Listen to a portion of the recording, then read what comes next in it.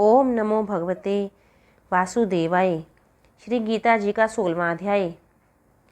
अहंकार नहीं राज्य में, जरा कष्ट नहीं मान, क्रोध नहीं परिवार में, रोगी कष्ट न जान। ऐसे नर वह धन्य है, जपे जो मेरा नाम, मैं उनका ही हो रहूं अर्जुन आठों याम। सुख दुख जिनको सम सदा, जपे निरंतर मोही, वे मेरे हैं परम प्रिय, सत्य कहूँ मैं तो ही। संतोषी निस्दिन रहे, मेरे पर विश्वास, ऐसे भक्त का रहूं हे अर्जुन मैं दास। ऐसे भक्त का रहूं हे अर्जुन मैं दास। 16वां अध्याय। दैवासुर संपद विभाग योग। भगवान श्री कृष्ण ने कहा कि हे अर्जुन, मन से पवित्र, भय रहित, ध्यान में मग्न, इंद्रियों का दमन करने वाले, दानशील, एकाग्रचित्त वाले, हवन यज्ञादि करने वाले, वेद पुराणों का श्रवण एवं अध्ययन करने वाले, भगवत भक्त, परम पिता परमेश्वर का संकीर्तन करने वाले, तपस्वी, कष्ट सहकर भी निज धर्म से कभी विचलित न होने वाले, सत्य वचन बोलने वाले, हिंसा से दूर रहने वाले, दूसरे की पीड़ा को अपनी ही पीड़ा समझने वाले, शत्रु का भी हित करने वाले, कर्म भाव से पृथक, मन को स्थिर रखने वाले, किसी की भी निंदा न करने वाले, दयावान, शास्त्रों के अनुसार आचरण करने वाले, तेजस्वी, क्षमावान, शरीर और मन से पवित्र, अहंकार रहित तथा द्वेष भाव न रखने वाले प्राणी दैवीय प्रकृति के होते हैं। इसके विपरीत पाखंडी, अहंकारी, अभिमानी, दूसरों के समक्ष स्वयं को धर्मात्मा कहने वाले, क्रोधी, कटु वचन बोलने वाले, अज्ञानी और दुर्व्यसनों में लिप्त प्राणी आसुरी प्रकृति के होते हैं। इसलिए हे अर्जुन, जिन प्राणियों की दैवीय प्रकृति होती है वे भवबंधन से सदैव मुक्त रहते हैं, और जो प्राणी आसुरी प्रकृति के होते हैं वे सांसारिक विषयों, भोग विलास तथा दुष्टता में लीन रहते हैं। इन दोनों प्रकार की प्रकृतियों में दैवीय प्रकृति मुक्ति के मार्ग की ओर ले जाती है, और आसुरी प्रकृति वाले प्राणियों की आत्मा भटकती रहती है। हे अर्जुन, तू दैवीय प्रकृति का है, अंत शोक ना कर। हे अर्जुन, आसुरी प्रकृति के प्राणियों का मानना है कि यह संसार आश्रय रहित, मिथ्या और बिना ईश्वर के अपने आप स्त्री पुरुष के संयोग से उत्पन्न हुआ है। इसलिए यह संसार केवल भोगों को भोगने के लिए ही है। ऐसे प्राणी सबका अपकार करने वाले, कुकर्मी और जगत का नाश करने के लिए ही उत्पन्न होते हैं। वे दंभी, मान, मद से युक्त, कभी भी पूर्ण न होने वाली कामनाओं का आसरा लेकर तथा अज्ञान से मिथ्या सिद्धांतों को ग्रहण करके भ्रष्ट आचरणों से युक्त संसार में भ्रमण करते हैं। आसुरी प्रकृति के प्राणियों के मन में यह धारणा बलवती होती है कि आज मैंने नीति या अनीति से जो धन या अन्य वस्तुओं का संग्रह किया है उससे मैं धनवान हो गया हूँ। कल और धन अथवा मूल्यवान पदार्थों का संग्रह करूँगा।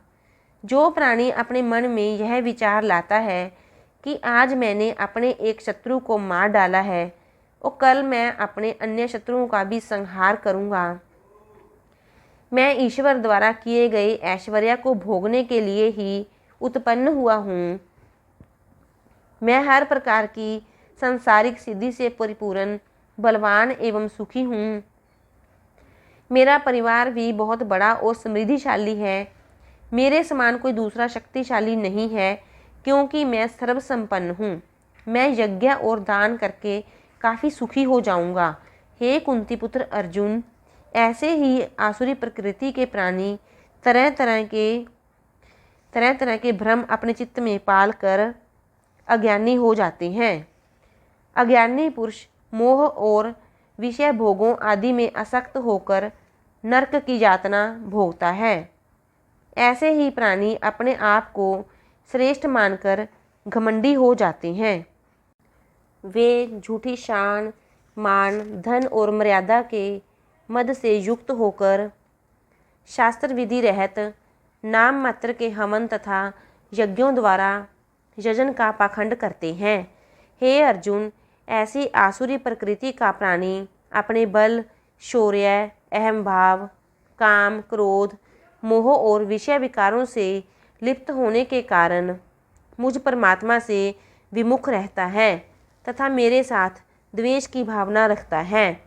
मुझ परम तत्व को भूलकर वह अन्य प्राणियों को पीड़ित भी करता है तथा अनैतिक कर्मों में लिप्त रहता है।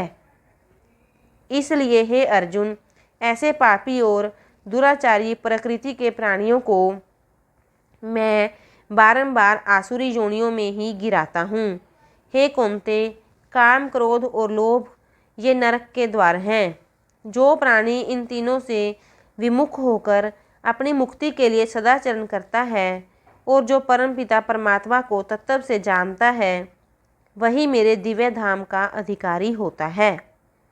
हे अर्जुन, जो प्राणी शास्त्र की विधि को त्याग कर सद्वचन का आचरण नहीं करता और अपनी इच्छा के अनुसार ही कर्म करता है तथा शुभ अशुभ कर्मों में भेद नहीं कर पाता, ऐसा प्राणी न तो कभी सुख पाता है और न ही सिद्धि को प्राप्त करके परम गति पा सकता है, क्योंकि शास्त्रानुसार कर्म करने से ही प्राणी मुक्त होता है। 16वें अध्याय का महात्म्य। भगवान विष्णु बोले कि हे लक्ष्मी, सादुलपुर नगर में राजा चंद्रबाहु राज्य करता था। वह धार्मिक प्रवृत्ति का था।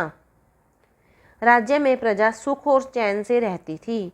राजा के यहाँ एक हाथी ऐसा था जो किसी भी महावत के काबू में नहीं आता था। राजा ने कई देशों से महावत बुलाए, परंतु कोई भी उस मस्त हाथी पर काबू नहीं पा सका।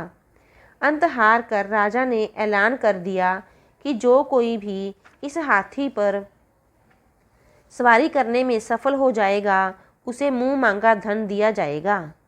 धन के लालच में बहुत से महावत राजा चंद्रबाहु के राज्य में एकत्रित हुए, लेकिन कोई भी उस हाथी के पास तक नहीं जा सका।